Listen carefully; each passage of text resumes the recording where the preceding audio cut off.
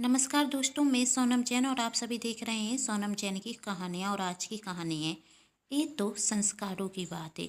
यदि आप सभी को मेरे द्वारा लिखी गई ये कहानी पसंद आए तो चैनल को सब्सक्राइब कर लीजिएगा और पास में जो बेल आइकन का बटन है उसे प्रेस करना बिल्कुल ना भूलें, क्योंकि उसी से मिलेंगी आप सभी को मेरी आने वाली हर कहानी की नोटिफिकेशन। कहानी पसंद आने पर चैनल को सब्सक्राइब कीजिएगा, वीडियो को लाइक कर दीजिएगा, क्योंकि जब आप करते हैं वीडियो को लाइक तो मुझे मिलती है कहानियाँ लिखने के लिए प्रेरणा। और कहानी को अपनों के साथ शेयर करना बिल्कुल ना भूलें। तो बिना टाइम वेस्ट किए कहानी शुरू करते हैं। माँ, मैं स्कूल नहीं जाऊँगा, मेरा स्कूल बैग पुराना हो गया है, आप मुझे नया दिला कर दीजिए। मेरा राजा बेटा, आज चला जाना, कर मैं तुझे पक्का नया बैग दिला दूंगी। नहीं माँ, आपने कर भी यही कहा था, अब मैं स्कूल तभी जाऊँगा जब मेरे पास नया बैग होगा।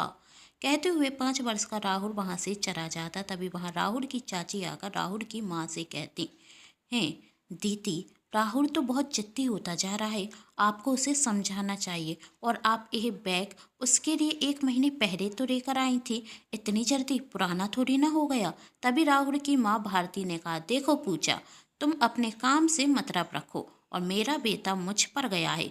जब मैं कोई पुरानी चीज पसंद नहीं करती तो वह क्या करेगा, और 1 महीना बहुत होता है। मेरा तो मन था कि 15 दिन पहले उसका बैग चेंज कर देती, लेकिन तुम्हारे जेठी की भी सोच तुम्हारी तरह है।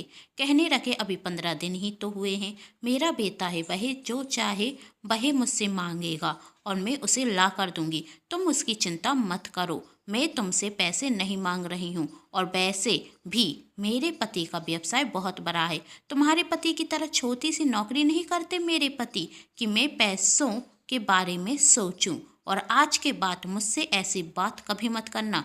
तब पूजा कहती, दीदी, मैं तो सिर्फ आपको समझा रही थी। बच्चे शुरू में ही जिद्दी हो गए तो बड़े होकर बिखर जाएंगे, फिर वह हमारी कोई बात नहीं मानेंगे। मेरी माँ हमेशा कहती हैं कि बच्चों की हर जिद पूरी नहीं करना चाहिए। यदि बच्चों की जिद पूरी कर दे गए तो वह बड़े में अपनी हर जिद मनवा लेंगे और वह सही और गलत का भी ख्याल नहीं रखेंगे। तब भारती ने कहा, अपनी माँ के संस्कार अपने बच्चे को देना, मेरे बच्चे को देने की जरूरत नहीं है। जब मेरी माँ ने मेरी हर एक जिद पूरी की है तो मैं अपने बच्चे की भी हर एक जिद पूरी करूँगी। और हाँ, आज के बाद मुझे समझाने की जरूरत नहीं है कि मुझे मेरे बच्चे को कैसे पालना है। कहते हुए गुस्से में भारती वहाँ से चली जाती और बरबर करती, मुझसे जलती है। मेरे पति इतना जो कमाते हैं, जब मेरे पति कमाते हैं तो मैं अपने बेटे पर खर्च क्यों ना करूं। बहुत आई प्रवचन देने वाली, साड़ी लेकर आ जाऊं तो इसे परेशानी होती है। पूजा अपनी जेठानी को समझाने की कोशिश करती, लेकिन उसकी जेठानी उसकी बात नहीं समझती और वह ज़्यादा कुछ कर भी नहीं सकती थी। पूजा गर्भवती थी और वह गोद में अपने बच्चे से कहती, मेरा राजा बेटा, जब तू आएगा तो मैं तेरा ख्याल बहुत अच्छे से रखूंगी। ओ महारानी जी, मेरे लिए चाय भी बना दीजिए, भारती ने अपनी देवरानी से कहा। भारती अपने बच्चे को मनाते हुए कहती है, अरे मेरा राजा बेटा, माँ से नाराज मत हो, माँ तुझे नया बैग दिला देंगी। लो अभी आप चॉकलेट खाओ। नहीं माँ, मुझे चॉकलेट नहीं खानी। तो चलो माँ, हम बैग लेने चलते हैं, फिर मैं चॉकलेट खाऊंगा। अरे मेरा राजा बेटा, अभी तो शॉप खुली भी नहीं होंगी, जैसे ही शॉप खुल जाएंगी तो मैं तेरे लिए बैग लेने चलूंगी। अब जल्दी से चॉकलेट खा लो, फिर मेरा राजा बेटा जल्दी जल्दी खाना खाएगा, फिर हम बैग लेने चलेंगे। पक्का माँ? राहुल ने कहा, हाँ बेटा पक्का। भारती ने कहा। तभी भारती का पति आकर कहता, तुम इसे ज़्यादा बिकार रही हो, देखना एक दिन तुम ही पछताओगी। तब भारती कहती, अब आप प्रवचन मत दीजिए, मैं अपने बेटे का बहुत अच्छे से ख्याल रख सकती हूँ। पहले ही आपकी बहू पूजा ने मुझे बहुत प्रवचन दे दिए हैं। मैं इसकी माँ हूँ और बहुत अच्छे से जानती हूँ मुझे इसका ख्याल कैसे रखना है। तुम्हें तो समझाना ही बेकार है। कहते हुए भारती का पति वहां से चला जाता है। भारती कभी भी किसी की नहीं सुनती थी, उसे पैसों पर बहुत घमंड था। देखने में तो पूजा ज़्यादा सुंदर थी, लेकिन जिसके पास पैसा होता है उसके पास घमंड भी होता है। शायद यह बात सही है और इस वक्त भारती अपने घमंड के आगे किसी को कुछ नहीं समझ रही थी। धीरे धीरे वक्त निकलता गया। पूजा ने भी एक प्यारे से बेटे को जन्म दिया। वक्त के साथ साथ भारती और पूजा के बच्चे बड़े होते गए। भारती का बेटा कक्षा दूसरी में था और पूजा का बेटा भी स्कूल जाने लगा था। भारती का बेटा जो शहर के बड़े स्कूल में पढ़ता था और पूजा का बेटा साधारण स्कूल में। तब पूजा का पति पूजा से कहता, मैं अपने बच्चे के लिए कुछ नहीं कर पा रहा हूँ। भाभी तो अपने बच्चे को महंगे स्कूल में भेजती हैं और मैं इसकी फीस भी सही से नहीं भर पा रहा हूँ। तभी पूजा ने कहा, आप चिंता मत कीजिए, स्कूल कोई भी हो, बस पढ़ने वाला विद्यार्थी होशियार होना चाहिए और मैं अपने बच्चे को बहुत अच्छे से पढ़ाऊंगी और वह बहुत अच्छी नौकरी भी करेगा। तब पूजा का पति कहता, तुम कितनी समझदार हो, हर परिस्थिति में खुश रहती हो, वरना मेरे दोस्तों की पत्नियां तो एक एक सारी पर लड़ती हैं, पर तुम मेरी हर एक परेशानी समझती हो।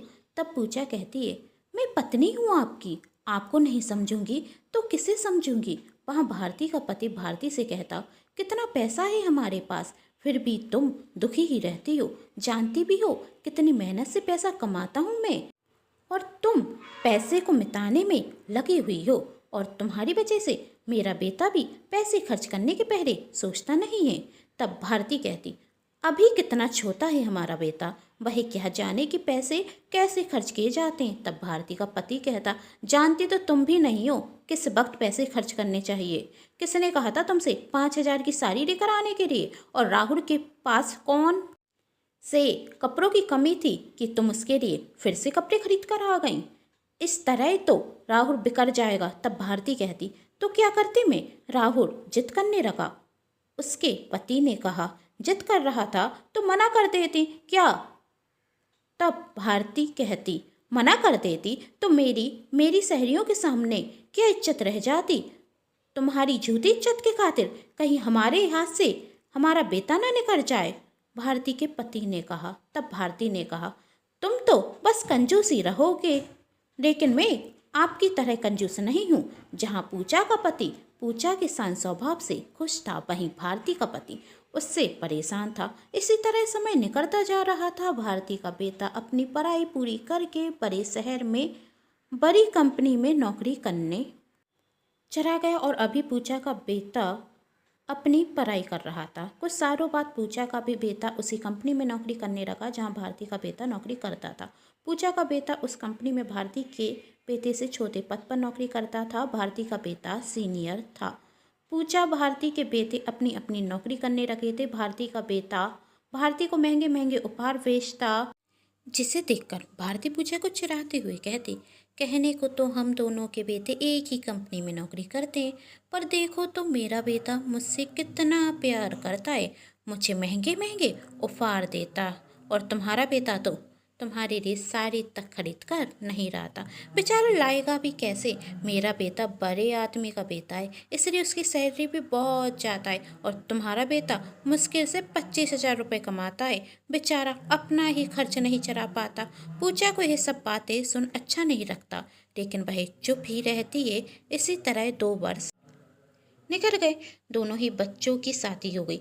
वक्त के साथ साथ भारती का बेटा राहुल अब अपनी नौकरी में इतना व्यस्त रहने लगा कि वह भारती से मिलने आता नहीं था। लेकिन पूजा का बेटा रवि हर त्योहार पावन और हर छुट्टी पर अपने माँ बाप से मिलने आता और उनके हाल चाल पूछता। लेकिन भारती का बेटा उसके लिए हर त्योहार पर महंगे उपहार बेचना नहीं भूलता था। अब जब भी रवि घर आता तो वह अपनी माँ बापूजी के पास बैठकर बहुत समय बिताता है और हर बार एक ही बात कहता, माँ बापूजी आपने बहुत मेहनत कर ली, अब मेरे साथ चलिए, हम सब मिलकर शहर में रहेंगे। तब पूजा कहती, बेटा अभी तुम्हारे पापा जी की नौकरी बाकी है, जब उनकी नौकरी पूरी हो जाएगी तो हम जरूर रहने के लिए आएंगे। जिसे देख भारती को मन ही मन बहुत बुरा लगता और वही सोचती, एक मेरा बेटा है जो मुझसे मिलने आता ही नहीं, हर बार त्योहार पर मेरे लिए तो तोहफे भेज देता है, लेकिन मैं इन महंगे तोहफों का क्या करूं? मुझे तो मेरा बेटा ही चाहिए। जैसे पूजा का बेटा अपने माँ बाप के पास आकर बैठता है, उनसे बातें करता है, वैसे मेरा बेटा भी मेरे पास आकर बैठे। इनका भी तो बहुत मन होता है कि राहुल आए, लेकिन राहुल तो आता ही नहीं। और यहाँ देखो पूजा का बेटा उनसे कह रहा है कि आप दोनों हमारे साथ चलिए, और मेरे बेटे ने तो मुझसे कभी झूठ तक नहीं कहा कि माँ आप दोनों की याद आती है, तुम कब मिलने आ रही हो, मेरे बापूजी कब आ रहे हैं। आज ऐसा लग रहा है जैसे पूजा मुझसे जीत गई हो। मुझे जिस पैसे पर घमंड था वही चूर होता हुआ दिख रहा है। कहीं पूजा के संस्कार के आगे मेरे पैसे का घमंड छोटा हो गया। पूजा, तुम मुझसे जीत गई। और भारती अपने बेटे को फ़ोन लगाते हुए कहती, बेटा मुझे तुमसे कुछ ज़रूरी बात करनी है। तब राहुल ने कहा, मेरे पास टाइम नहीं है। जल्दी बोलिए, आपको क्या चाहिए? मैं अभी भिजवाता हूँ। आपका बेटा बहुत पैसे कमाता है, कुछ भी देने के पहले सोचना मत। तब भारती ने कहा, बेटा पैसों से खुशी नहीं मिलती, खुशी तो अपनेपन से मिलती है। दिवाली पास में आ रही है, यदि तुम और बहू घर पर आओ तो मुझे अच्छा लगेगा। हमने इससे पहली बारी दिवाली भी अकेले ही मनाई थी और अब तुम इस बार फिर नहीं आओगे तो अच्छा नहीं लगता। दिवाली पर तो पूरा परिवार कम से कम एक साथ होना चाहिए ना। तब राहुल कहता, माँ आप कौन से जमाने की बातें कर रही हैं? आप ही तो चाहती थी कि मैं पढ़ लिख कर बहुत बड़ा आदमी बनूं, पैसे कमाऊं, तो मैं वही सब कर रहा हूँ। तो आप कहाँ की बात कहाँ कर रही हैं? अब मैं बहुत बड़ी नौकरी करता हूँ, मेरे पास इतना टाइम नहीं कि मैं छोटे छोटे मौके पर आपसे मिलने आ सकूं, और मेरे पास इतना टाइम भी नहीं कि मैं आपको यहाँ पर बुला सकूं। तो मैं आपसे झूठ नहीं बोलूँगा, मैं दिवाली पर घर नहीं आ पाऊँगा। तब भारती ने कहा, पर रवि तो हर साल आता है, हर दिवाली पर त्योहार पर आता है, और तुम पिछले एक वर्ष से हमसे मिलने तक नहीं आए। क्या तुम्हारे लिए अपने माता पिता की कोई अहमियत नहीं? तुम क्या हमें भूल गए हो? तब राहुल ने कहा, माँ व्यर्थ की बातों का मेरे पास कोई जवाब नहीं। और रही बात रवि की, तो वह क्या करता है? छोटा सा ही तो एम्प्लॉई है, और जानती हो माँ वह छुट्टी लेकर अपना कितना नुकसान करता है। मेरी तुलना उससे मत कीजिए। मैं महंगी से महंगी वस्तु खरीदने से पहले एक बार नहीं सोचता, और उसे तो छोटे से छोटा सामान लेना हो तो 10 बार सोचना पड़ता है। और आप ही तो कहती हैं, गरीब चाचा का बेटा तो रहेगा गरीब, लेकिन मैं तो आपका बेटा हूँ, तो मेरी सोच भी बड़ी होगी, और मैं छुट्टी लेकर अपना नुकसान थोड़ी ना करूँगा। कहते हुए राहुल फोन रख देता। अब भारती दुखी होकर रोने लगती। तभी रवि भारती के कमरे में आता और उसे रोता हुआ देख लेता, और वही कहता, क्या हुआ? तब भारती उससे कहती है, तुम्हारी माँ ने सच ही कहा था कि बच्चों की हर जिद पूरी नहीं करनी चाहिए, वरना वही बिगड़ जाते हैं, और वही मेरे साथ हो रहा है। राहुल के पापा भी कहते थे कि कहीं मेरी झूठी इज्जत की खातिर हमारा बेटा हाथ से ना निकल जाए, और आज वही हाथ से निकल गया।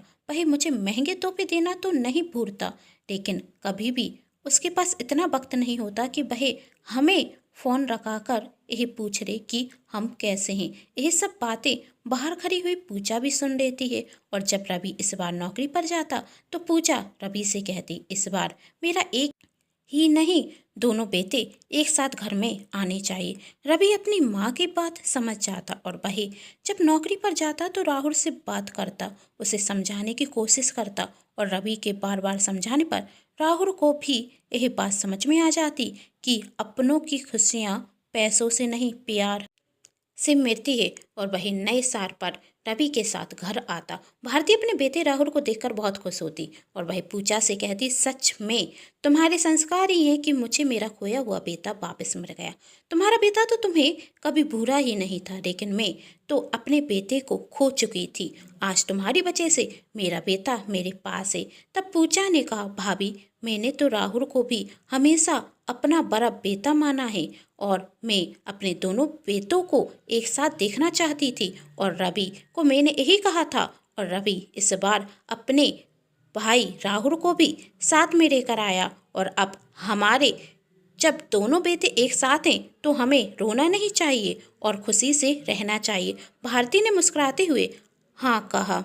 यदि आप सभी को मेरे द्वारा लिखी गई ये कहानी पसंद आई है तो चैनल को सब्सक्राइब कर लीजिएगा, और पास में जो बेल आइकन का बटन है उसे प्रेस करना बिल्कुल ना भूलें, क्योंकि इसी से मिलेंगी आप सभी को मेरी आने वाली हर कहानी की नोटिफिकेशन। कहानी पसंद आने पर वीडियो को लाइक कीजिएगा, जिससे मैं आप सभी के लिए कहानियाँ लिखती रहूँ, और कहानी को अपनों के साथ शेयर कर दीजिएगा, जिससे कहानी ज़्यादा से ज़्यादा लोग देख सकें। Thanks for watching. कहानी देखने के लिए धन्यवाद।